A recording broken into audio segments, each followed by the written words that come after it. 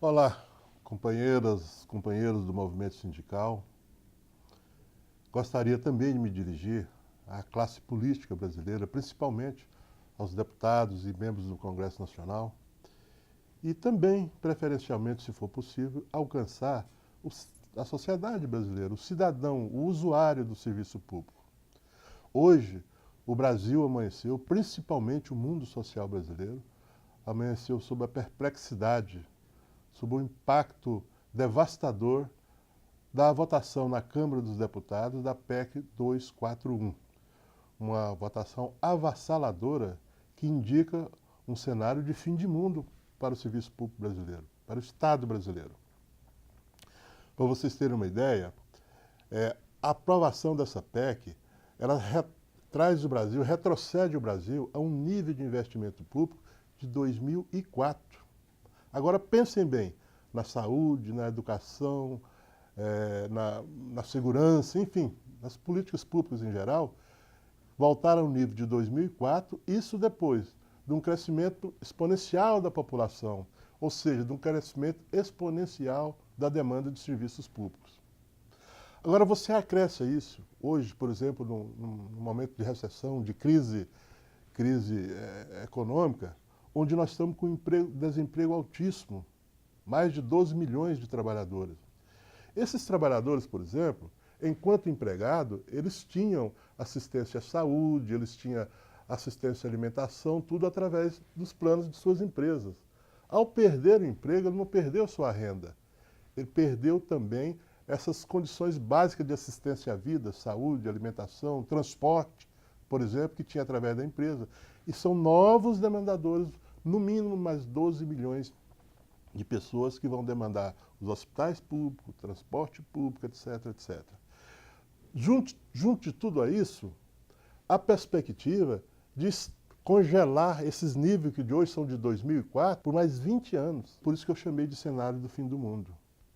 Nós estamos com a perspectiva de, a partir de agora, todo o esforço nacional, todo o imposto pago tão duramente pela população, ser dirigido exclusivamente para o pagamento do serviço da dívida. Ou seja, todo o dinheiro que for retirado do investimento em saúde, educação, em qualificação dos funcionários, em remuneração justa e digna para os funcionários brasileiros, que, diga-se de passagem, têm nível de excelência, tudo isso vai ser dirigido para pagar juros aos bancos. Mais incrível ainda, e que nos choca mais, é que ao final daquela votação, houve um clima de festa, de risos, de gritos de alegria. E aí que eu me dirijo aos deputados que votaram a favor dessa PEC. Vocês têm a dimensão exata do malefício que vocês causaram aos seus eleitores, aos seus concidadãos? Isso vai ter preço, a não ser que consigamos reverter a situação. A população vai saber o que significou essa votação. A população, nós vamos encontrar meios de que ela não seja informada apenas pela grande mídia, que é um instrumento de sustentação dessas decisões. Alguns deputados usaram ontem uma expressão, e usaram sobretudo o exemplo como justificativa para fazer essa reestruturação, aprovar esse limite de gastos públicos. Muitos deles usaram alguns países europeus, mas principalmente usaram a Grécia, que estava numa situação de caos social, caos econômica, fez um programa de ajuste, de limitação das dívidas públicas e hoje realmente está conseguindo sair da situação caótica que estava. Então todo mundo citou isso como exemplo, mas agora eu quero fazer um novo desafio ao Congresso Nacional. Vamos usar então o exemplo da Grécia. Porque a Grécia, ao fazer esses ajustes, ela manteve um percentual de crescimento, de expansão do serviço público e, sobretudo, ela limitou a 5% do PIB o pagamento com o chamado serviço da dívida, ou seja, o pagamento de juros aos banqueiros. Vamos fazer isso, então? Aliás, esse vai ser o nosso grande desafio. E já fica aqui a primeira estratégia para a luta agora na votação em segundo turno na Câmara e, principalmente, no Senado Nacional. Vamos usar o exemplo da Grécia. Ou seja, vamos criar um limite, um teto do PIB para pagamento de serviço da dívida. Vamos, por exemplo, reservar 1,5% do PIB para investimento social e correção de defasagens para o servidor público. Enfim, hoje o foco, e talvez por isso a sociedade não se mobilizou ainda, porque está todo mundo achando que é uma PEC que vai atingir os servidores públicos apenas, limitar corte de salário, vai ficar 20 anos de salário congelado, etc. Isso é verdade, mas eu quero fazer um alerta. Servidores públicos são cerca de 2 milhões que serão atendidos, porque essa PEC se aplica apenas ao Serviço Público Federal, dos três poderes, Executivo, Legislativo e Judiciário. Mas mais impactada ainda serão mais de 220 milhões de usuários do serviço público, que vai ter dramaticamente reduzido um serviço público que já é insuficiente em quantidade e em qualidade.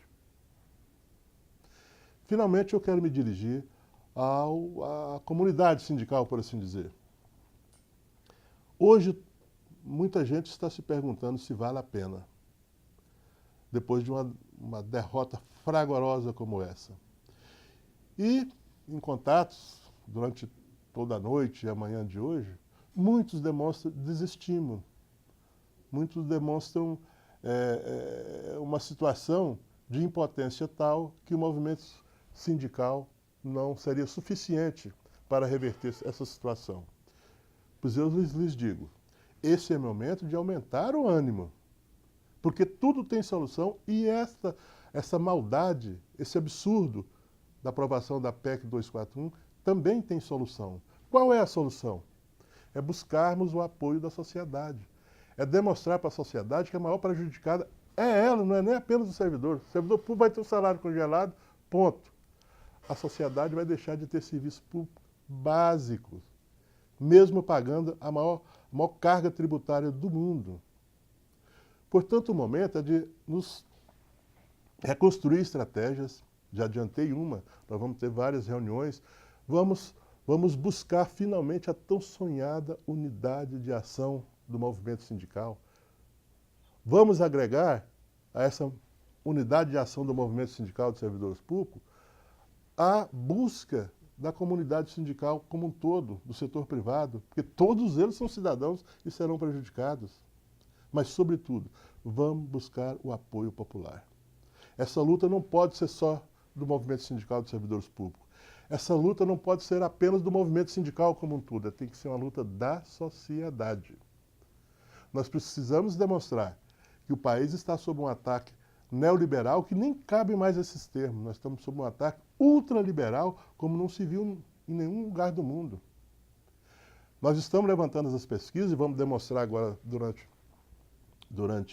a luta no Senado Federal, sobretudo, que o nosso Brasil, é o único país que está propondo um retrocesso social, um retrocesso da estrutura de Estado, um retrocesso do papel do Estado, do tamanho do Estado. É o único país que está propondo isso no mundo. Enfim, nosso apelo era para que não se perca o ânimo. A CSPB e toda a sua malha orgânica, eu tenho certeza, nós nos sentimos, nós temos essa sensação do dever cumprido. Porque fizemos a boa luta, fizemos o bom combate. A CSPB teve posição de liderança nesses últimos ataques ao serviço e aos servidores públicos, como a PEC 257, que conseguimos, inclusive, modificar em muito. Então, mas essa sensação do dever cumprido não é suficiente. Ao contrário, essa sensação do dever cumprido significa que nós podemos mais. E, sobretudo, nós devemos fazer mais. Então, o apelo é esse. É que, apesar do impacto, apesar da perplexidade, apesar do horizonte sombrio, do horizonte caótico, repito, horizonte de fim do mundo, nós podemos e devemos reverter. Um grupo de deputados e um governo não é maior do que o Brasil. Não é maior do que a justiça social. Um grupo de deputados e um governo não pode reduzir o Brasil a pagamento de dívida. Já houveram muitas consignas de governos anteriores. Governar é construir estrada, Governar é expandir a agricultura. A consigna desse governo, a marca é governar é pagar juros. Chega, não, vamos à luta.